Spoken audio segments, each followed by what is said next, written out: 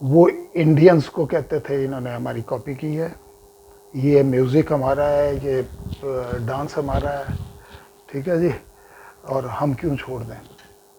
فوج وہاں کوئی بھی جرنیل ہوتا اور جتنی فوج تھی وہ کوئی بھی ہوتا تو وہ اس نیپولین بھی ہوتا تو مارا جاتا. اور یہاں والے جرنیل جانتے تھے یہ بات جب جنگ شروع نہیں ہوئی تھی، لیکن گل حسن کی اور یہ ایئر چیف کی آپس میں یہ بات ہوئی کہ گل حسن نے کہا کہ وار ہم ہار چکے ہیں، ابھی وار شروع نہیں ہوئی تھی. اچھا، شاعر جس طرح ہم علامہ اقبال کو سمجھتے ہیں نا، ان کے ہاں نظر الاسلام، اور نظر الاسلام اس زمانے میں بھی وہ سفلس کی مرض میں مبتلا تھا اور ڈھاکے کے یہ کلکتے کے ہسپتال میں پڑا تھا، اس کے بعد فوت ہوا ہے. تو وہ اچھا، آپ کسی گاؤں میں چلے جائیں کسی جاہل بندے کے پاس، ایک تو جاہل کام ہے، بی اے ایم اے عام ہی مل جائیں گے آپ کو بنگلہ دیش میں، بنگلہ دیش کے کسی بھی گاؤں میں. یعنی ایجوکیشن بہت زیادہ ہے. میرا خیال ہے سندھیوں والا حال ہے کہ وہ سرٹیفکیٹ بانٹتے تھے، ان کی وہ جو براڈنس نہیں تھی. یعنی مائنڈ سیٹ یہ تھا کہ یہ ہم پہ قابض ہے، یعنی ویسٹ پاکستان والے، ہمیں بھی حصہ ملے اور ہم تاکہ ایجوکیشن ہماری لیول زیادہ ہو اور ہم یعنی یہ ہمارے وسائل کھا رہے ہیں. وہ فلسفی کا ایک پروفیسر ملا جی، تو میں نے اس سے ہیگل وغیرہ کے بارے میں سوال کرنے شروع کر دیے، تو پتہ چلا کہ وہ ان کے لیے فلسفی جو ہے وہ ہندو فلسفی ہے. اچھا، ہے جی، وہ کسی کا نام ہی نہیں جانتا تھا. انہوں نے تو علامہ اقبال کو پڑھا ہے تو اس میں 10 فلسفر پڑھ لیے ہیں باہر کے یورپین. یعنی وہ ہندو میتھولوجی کو فلسفی سمجھتے ہیں، ہندو میتھولوجی کو فلسفی سمجھتے ہیں. تو میں نے کہا آپ نے کون سے پڑھے ہیں؟ تو وہ برہما سے شروع کر کے اور گاندھی پہ ختم کرتے ہیں. گاندھی گریٹ فلسفر. یعنی وہ کلچرلی انڈیا کے زیادہ قریب تھے. نہیں، مسلمان تھے. وہ انڈینس کو کہتے تھے انہوں نے ہماری کاپی کی ہے، یہ میوزک ہمارا ہے، یہ ڈانس ہمارا ہے، ٹھیک ہے جی، اور ہم کیوں چھوڑ دیں. یہ ساڑی ہماری ہے، ہمارا ڈریس ہے، اور ہم جو دھوتی باندھتے ہیں وہ دھوتی اس موسم میں اور کیا پہنیں گے. اور واقعی ہم وردیاں پہنتے تھے، ہمارے پاؤں گلے ہوئے تھے، ہمارے چڈے گلے ہوئے تھے. ہاں جی، فنگس لگ لگ کے ستیاناش ہوا تھا. تو وہ بڑا ننگے پیر اور یہاں تک وہ دھوتی ہے جی، اور کسی تقریب میں جانا ہو تو وہ کرتا پہنتے تھے، ورنہ بنیان کو گنجی کہتے ہیں، گنجی پہن کے چل رہے ہیں.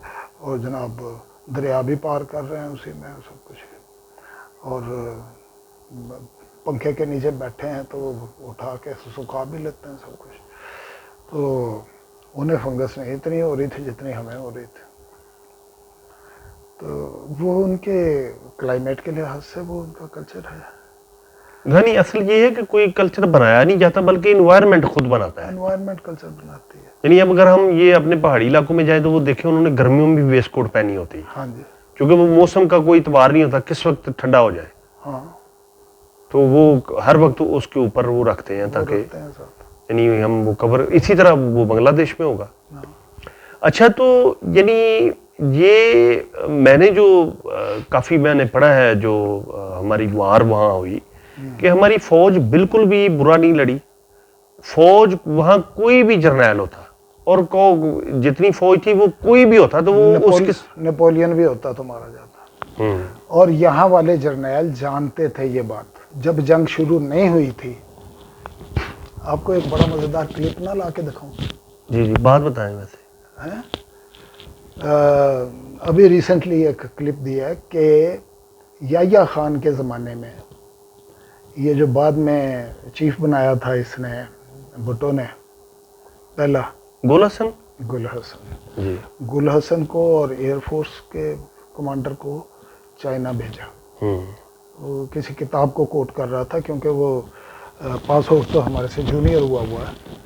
تو اس زمانے میں وہ فوج میں نہیں ہوگا لیکن کسی کو کوٹ کر رہا ہے.